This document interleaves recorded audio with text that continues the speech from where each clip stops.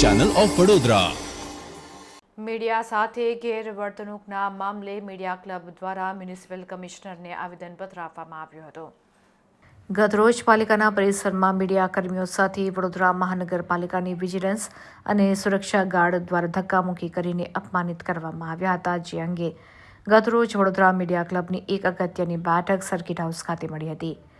ત્યારે આજરોજ મીડિયા સાથે ગેરવર્તણૂક સામે વડોદરા મીડિયા ક્લબ દ્વારા મ્યુનિસિપલ કમિશનરને આવેદનપત્ર આપીને રજૂઆત કરવામાં આવી હતી। વડોદરા મ્યુનિસિપલ કમિશનર દિલીપ રાણા દ્વારા 3 દિવસના સમયમાં તમામ પાસાઓ ચકાસીને તેમજ જીપીએસસી એક્ટ તથા અન્ય એક્ટની જાણકારી એકત્રિત કરીને યોગ્ય નિરાકરણ લાવવામાં આવશે। ત્યારે બંને પક્ષને સમાધાનપૂર્વક નિરાકરણ આવે તેવી આશા વ્યક્ત કરવામાં આવી હતી। વડોદરા મ્યુનિસિપલ કમિશનરને આવેદનપત્ર આપવા વડોદરા મીડિયા ક્લબના પ્રમુખ અજય દવે, જોઈન્ટ સેક્રેટરી વશિષ્ઠ શુક્લ, ઉપપ્રમુખ દીપક આયરે, પ્રકાશ વર્મા તથા વડોદરા મીડિયા ક્લબના હોદ્દેદારો ઉપસ્થિત રહ્યા હતા। પણ જ્યારે એડિટર્સ સુધી બધું આગળ પહોંચે છે ત્યારે એડિટર્સ એના કરેક્ટિવ મેઝર્સ લેતા જ હોય છે। બાકી સાહેબ આખા કેસમાં એવું લાગે છે કે મૂળ સેટલ કરવા માટે પોલીસનું જે સ્કેપફોર્ડ બનાવે એમાં મીડિયાનો કોઈ રોલ હોતો નથી, પણ બસ મીડિયા પર બંધ થઈ ગયો। કદાચ તમે ચાલુ કરો તો અમારા પત્રકાર મિત્રો અહીં ત્યાં બેસે, એક અમારી એની બી રજૂઆત છે કે જો અહીંયા પ્રેસનો રૂમ બને અને એમાં પત્રકાર આવીને બેસી શકે। પહેલાં બી અગાઉ હતું। મીડિયા સાથેના દુર્વ્યવહારનો આ પહેલો કિસ્સો નથી, આવા અનેક કિસ્સા બન્યા છે।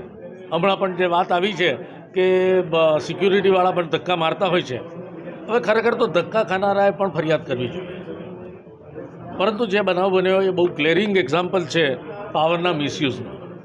અને આ પાવર ડેપ્યુટ કર્યો છે કે નહીં જીપીએમસી એક્ટે, એની સ્પષ્ટતા માટે આપણે તો મ્યુનિસિપલ કમિશનર કે જે સર્વા ગણાય છે એમને પૂછવા માટે આવ્યા છીએ।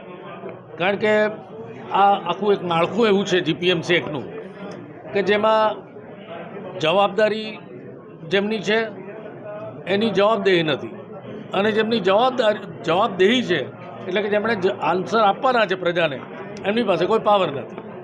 એટલે એને કારણે જે સમસ્યાઓ સર્જાય છે એ સમસ્યાઓનું ભવિષ્યમાં નિરાકરણ થાય અને સ્પષ્ટતા પણ થાય કે મીડિયાની જવાબદારી શું છે અને ચૂંટાયેલી પાંખની જવાબદારી શું છે।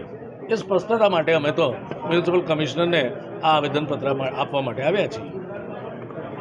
મીડિયા ક્લબ દ્વારા જે આજે રજૂઆત થઈ છે, જેમાં વિષય છે સામાન્ય સભામાં મીડિયા માટે લેવાયેલ નિર્ણય તેમજ દુર્વ્યવહાર અંગેની સ્પષ્ટતા બાબત। એમની રજૂઆત માનીય અજયભાઈ અને બીજા મીડિયા કર્મીઓ આવ્યા હતા, એમની રજૂઆત મેં લીધી છે। મેં એમને કીધું છે કે વિવિધ એક્ટ, જીપીએમસી એક્ટ એનો અભ્યાસ કરીને અમે એમને જાણ કરશું। નેક્સ્ટ 3 દિવસમાં મેં એમને કીધું છે કે 3 દિવસ પછી એમને અમે બોલાવશું અને કઈ રીતે આગળ વધવું કે મીડિયા જોડે પણ દુર્વ્યવહાર ન થાય અને જે પદાધિકારી અધિકારી એમની પણ પ્રાઇવસી જળવાય એમાં, અને તમને અમારી પાલિકામાં બનતી જે બી ઘટનાઓ છે એના ન્યૂઝ આપને તરત એનું લાઈવ ફીડિંગ કે એનું માહિતી તરત મળે એની વ્યવસ્થા કઈ રીતે વધારી શકાય એની પણ ચર્ચા નેક્સ્ટ 3-4 દિવસમાં જ્યારે પણ અમે મળશું ત્યારે કરવાના છીએ। એટલે બધી બાબતો જે એમનું આજે રિપ્રેઝન્ટેશન હતું માનનીય અજયભાઈ અને બધાનું, એ રિપ્રેઝન્ટેશન મેં સાંભળ્યું છે અને એના આધારે નેક્સ્ટ જે 3-4 દિવસ પછી નેક્સ્ટ વીકમાં જ્યારે બી મળશું ત્યારે સ્પષ્ટતા સાથે એમાં જે પણ કાર્યવાહી કરવાની થશે એ કરશું અને એમાં આગળ વધશું। જે રીતે મેયર દ્વારા થઈ હતી ઘટના, એમાં મેં એમને આપને ફરી કીધું છે કે અમે એક્ટ અમે જોયો છે અને ફરી અમે જોઈ રહ્યા છીએ અને 3-4 દિવસ પછી અમે એનો જવાબ પણ આપશું। સાથોસાથ જે એ દિવસે જે ઘટના બની કે મીડિયાકર્મી લેડીઝ રૂમમાં ગયા અથવા કોઈ કેમેરામેન ભૂલથી ગયા હશે કે જે રીતે ગયા હશે અને કાઉન્સિલરશ્રીએ રજૂઆત કરી કે એમની પ્રાઇવસીનું હનન થાય છે અને એના માટે થઈને આખી આ ઘટના થઈ હતી। અને પછી જે પણ જે અંજલિબેન હતા એમને બોલાવી અને અમે ચર્ચા વિચારણા પર કરી હતી, એમને સાથે રાખીને એમનો પક્ષ પણ સાંભળેલો અને એમિકેબલ સોલ્યુશન આવે એ પ્રત્યે આપણે આગળ પણ વધેલા હતા। અને આ જે ડિક્લેરેશન થયું હતું જીપીએમસીમાં જોગવાઈ છે કે કેમ, બીજા એક્ટમાં જોગવાઈ છે કે કેમ, એ બધું હું 3-4 દિવસ પછી જ્યારે મિટિંગ થશે ત્યારે આપણે કહીશું।